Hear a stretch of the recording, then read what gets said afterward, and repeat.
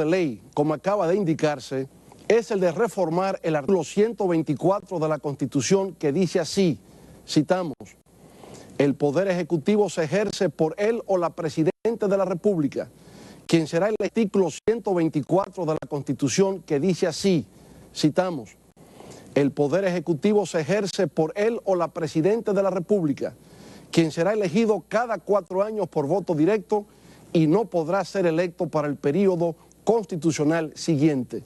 Termina la cita. El proyecto de ley para reformar la Constitución lo que indica es lo que sigue. Cito, artículo 1. Se declara la necesidad de modificar el artículo 124 de la Constitución de la República del 26 de enero del año 2010, así como el establecimiento de un artículo transitorio en el texto de la misma, conforme se indica en el siguiente artículo. Artículo 2. La presente reforma tiene por objeto: a. Permitir que el presidente de la República disponga del derecho de poder optar por un segundo y único periodo constitucional consecutivo, no pudiendo postularse jamás al mismo cargo. B. Establecer un artículo transitorio en que se consigne de que en el caso eventual de que el presidente de la República actual, correspondiente al periodo 2012-2016, sea candidato presidencial para el periodo 2016-2020, no podrá presentarse para el siguiente y para ningún otro. Termina la cita. Como ha podido constatarse, el objetivo de la reforma constitucional es el de hacer posible la reelección presidencial para un segundo periodo consecutivo y que luego no pueda postularse jamás. Como he expuesto de manera consistente, estando en el poder o fuera de él, siempre he estado de acuerdo con la reelección presidencial como figura jurídica, porque en realidad 4 años resultan pocos para un gobierno que está realizando una buena labor. Por eso, en el caso de que así lo contemple la Constitución, al momento de iniciarse el mandato presidencial, como fue mi caso en el 2008, lo ideal es que el pueblo decida en las urnas y que el representante del Poder Ejecutivo pueda tener la oportunidad de reelegirse para un segundo periodo consecutivo. Ese es el modelo norteamericano, que empezó como costumbre cuando, luego de haber agotado 2 periodos consecutivos de 4 años, George Washington, el primer presidente no solo de los Estados Unidos, sino del mundo, pasó a retiro. Esa práctica continuó con John Adams, Thomas Jefferson, James Madison, James Monroe y todos los ejecutivos norteamericanos, hasta Franklin Delano Roosevelt, que por el hecho de la Gran Depresión en la década de los 30 y la Segunda Guerra Mundial, fue electo 4 veces para ocupar la Casa Blanca. Fue después de Roosevelt, en la enmienda número 22 de la Constitución de los Estados Unidos, ratificada el 27 de febrero de 1951, que vino a instituirse por vía constitucional de solo 2 periodos presidenciales y nada más. Pero ni siquiera en nuestra propia región de América Latina y el Caribe, ese sistema norteamericano tiene carácter de validez universal. En México, por ejemplo, es un solo periodo de 6 años, llamado sexenio. En Colombia, después del presidente Álvaro Uribe, 2 periodos de 4 años. Igual en Argentina. En Brasil son 2 periodos consecutivos, brincar el tercero y poder volver. En Chile y Uruguay es igual que aquí, en la República Dominicana. Un periodo sí y otro no.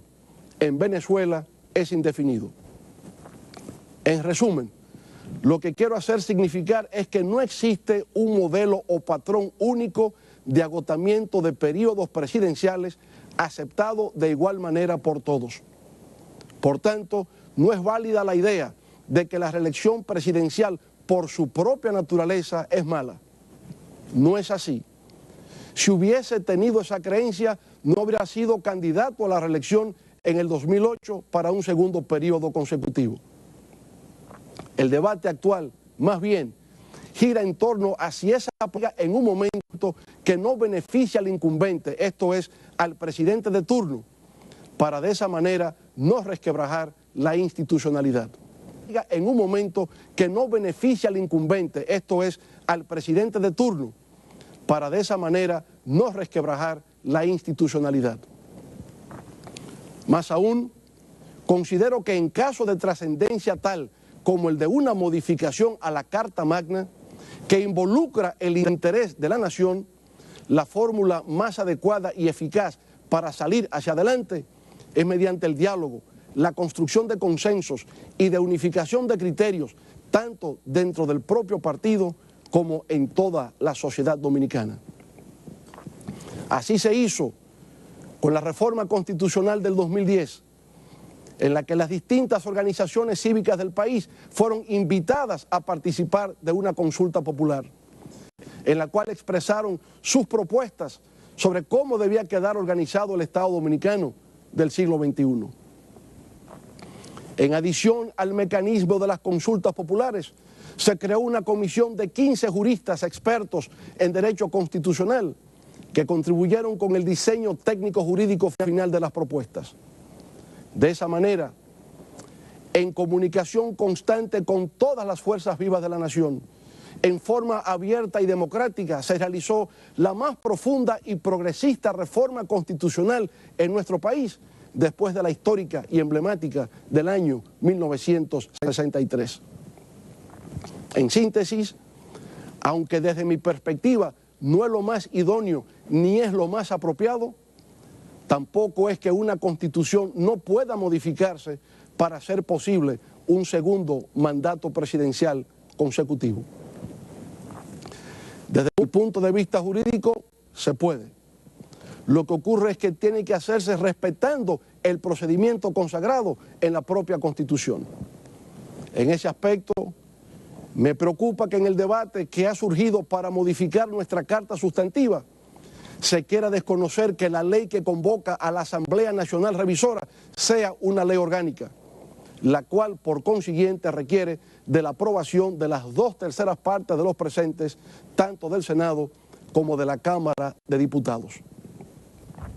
Se comprende que si para someter dicho proyecto de ley se requiere que no sea un solo senador o un solo diputado, sino una 1/3 parte de los miembros del Senado o una 1/3 parte de los miembros de la Cámara de Diputados, es porque se trata de algo no ordinario, sino de algo especial.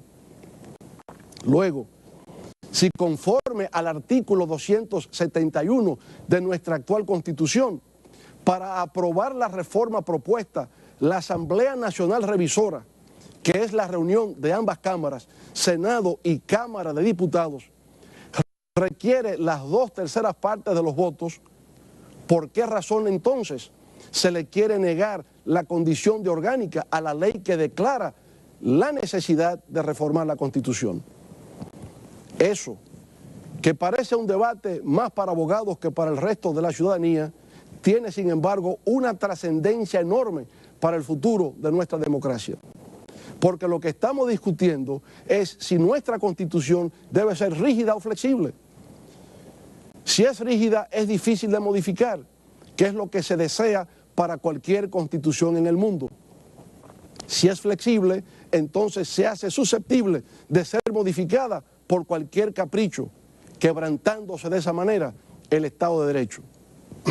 Si es flexible, entonces se hace susceptible de ser modificada por cualquier capricho, quebrantándose de esa manera el Estado de Derecho.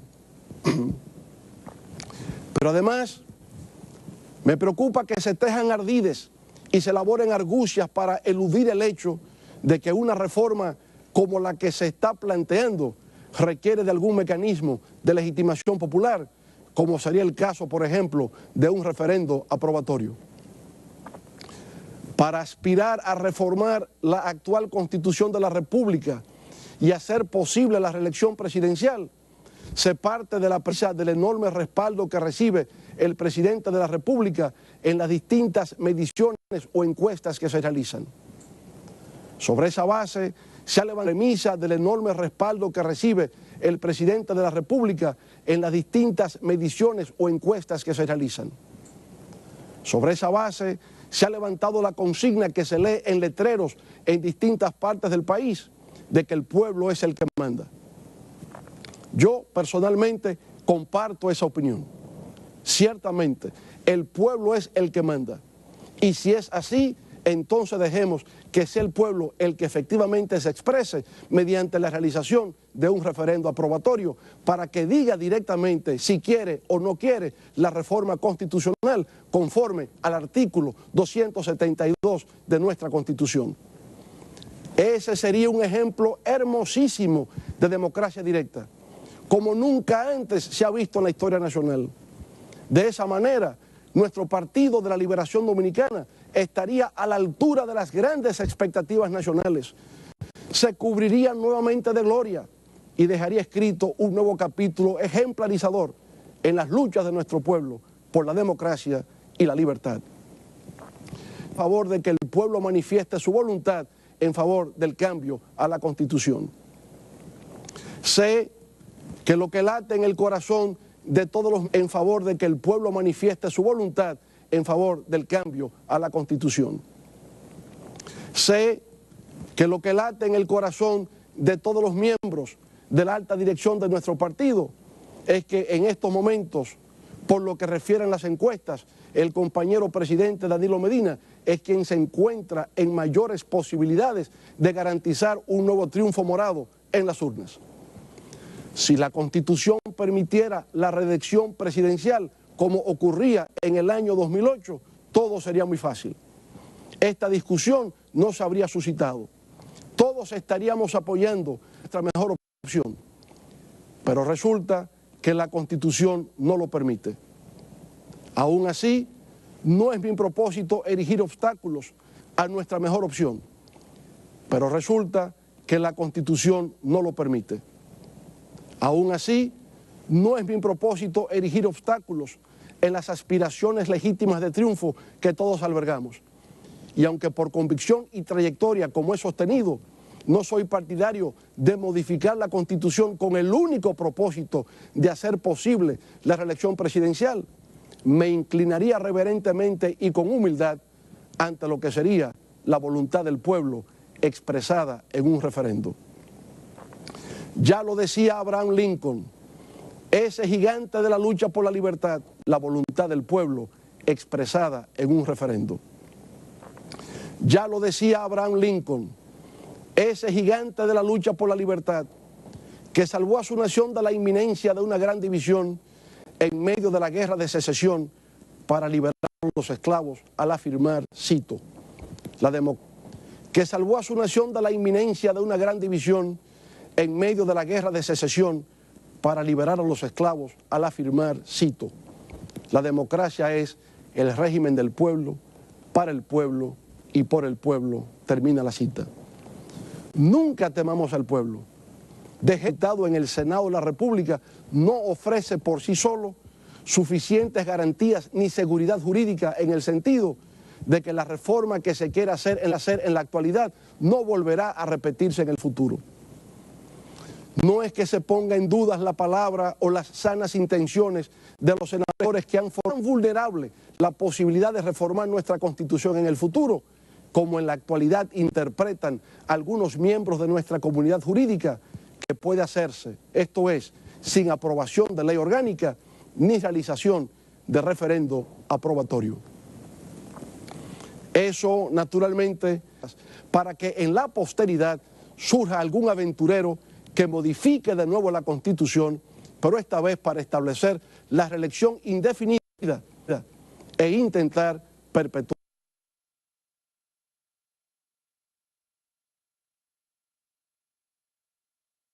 en el poder. Así tendríamos el Trujillo del siglo XXI, que vendría a cercenar nuestras libertades e intentar perpetuarse en el poder. Así tendríamos el Trujillo del siglo XXI, que vendría a cercenar nuestras libertades, a mutilar nuestra dignidad y a truncar nuestro porvenir como pueblo. Eso, señoras y señores, no lo podemos permitir. La historia condenaría a nuestra generación como irresponsable, irreflexiva e insensata, pues advirtiendo el peligro y la amenaza que significaba, condenaría a nuestra generación como irresponsable, irreflexiva e insensata, pues advirtiendo el peligro y la amenaza que significaba para el futuro de nuestra democracia, de nuestra sociedad y de nuestras familias, no tuvimos el valor de alzar nuestra voz y actuar en consecuencia. Obviamente lo hacemos con respeto y lo que afirmo es que el proyecto de ley actualmente en el Senado que procura modificar la Constitución de la República es insuficiente y por lo tanto inaceptable por el riesgo y la inseguridad que implica para la supervivencia de nuestras instituciones democráticas. Aunque para muchos resulta más que claro en la actualidad, para no dar lugar a dudas, sino como una ley especial con las 3/4 partes de la matrícula de ambas cámaras. De igual manera, debería someterse a modificación el artículo 271 para establecer que en lo sucesivo, si la reforma constitucional versa sobre el mandato de elección constitucional del presidente de la República, la decisión deberá adoptarse también por la mayoría de las 3/4 partes de los miembros de la Asamblea Revisora. Debería también someterse al Congreso Nacional para que rija en lo adelante la ley que dispone la consulta popular a la celebración del referendo aprobatorio previsto en el artículo 272. La propuesta es que el número de electores pertinente a la celebración del referendo aprobatorio previsto en el artículo 272, la propuesta es que el número de electores, la idea es, vuelvo a repetirlo, que la Constitución sea rígida, que no pueda ser cambiada o modificada tan fácilmente. La idea es, vuelvo a repetirlo, que la Constitución sea rígida, que no pueda ser cambiada o modificada tan fácilmente, que no dé lugar a interpretaciones aviesas o acomodaticias, que la Constitución sea de manera permanente el pacto. Como puede apreciarse, lo que sugiero es simple. No persigo cargo o puesto alguno, solo invoco que se respete la Constitución para que un mal ejemplo de hoy no se convierta en la excusa o la justificación del mañana y que todo lo construido hasta hoy respete la Constitución, para que un mal ejemplo de hoy no se convierta en la excusa o la justificación del mañana y que todo lo construido a cierto tiempo surgen en el horizonte nacional. Reconozco que como consecuencia de las discrepancias que se han suscitado en torno al proyecto de reforma constitucional que procura la reelección presidencial, ha surgido mucha intranquilidad y desasosiego en nuestro pueblo y mucha mortificación y aflicción en la familia PLDista. A pesar de nuestras diferencias, hago el esfuerzo para que nuestro partido se mantenga fuerte, cohesionado y unido. Por eso incentivo una línea de diálogo permanente. Hago todo el esfuerzo para que nuestro partido se mantenga fuerte, cohesionado y unido. Por eso incentivo una línea de diálogo permanente para superar nuestros escollos. Todo lo que he sido y soy políticamente se lo debo al profesor Juan Bosch y la prosperidad de nuestro pueblo. No escapa a mi conocimiento, por demás, que en estos momentos el partido de una tragedia para la estabilidad democrática de nuestra nación. Por tanto, puedo asegurar que por la sensatez que nos caracteriza, por nuestro sentido de responsabilidad, por nuestra visión de la historia, por nuestro compromiso con el futuro y por nuestra deuda imperecedera con nuestro maestro y guía, el profesor Juan Bosch, nuestro Partido de la Liberación Dominicana superará este trance y saldrá más fuerte y vigoroso que antes, más unido y más compacto, coronándose con nuevas victorias en beneficio del pueblo dominicano. En cuanto a mí respecta, sé que desde que culminó mi última gestión de gobierno en el 2012, He estado en el ojo del huracán de intereses en conflicto y ambiciones desmedidas de poder que han procurado hacer mi voz irrelevante en el escenario político nacional y hacerme añicos. Sin embargo, no se ha logrado, ni se logrará, pues como dice la palabra, nadie que ha confiado en Dios ha quedado defraudado. Por eso cada día salgo protegido al hacer mío el Salmo 23, diciéndome: Jehová es mi pastor y nada me faltará. Me guiará por sendas de justicia, y aunque ande en valle de sombra de muerte, no temeré mal alguno, en cuyas frases inmortales dijera, cito: un hombre que oculta lo que piensa o no se atreve a decir lo que piensa, no es un hombre honrado. Un hombre que se conforma con obedecer a leyes injustas y permite que pisen el país en que nació los hombres que se lo maltratan, no es un hombre honrado. Hay hombres que viven contentos aunque vivan sin decoro. Hay otros que padecen como en agonía cuando ven que los hombres viven sin decoro a su alrededor. En el mundo ha de haber cierta cantidad de decoro, como ha de haber cierta cantidad de luz.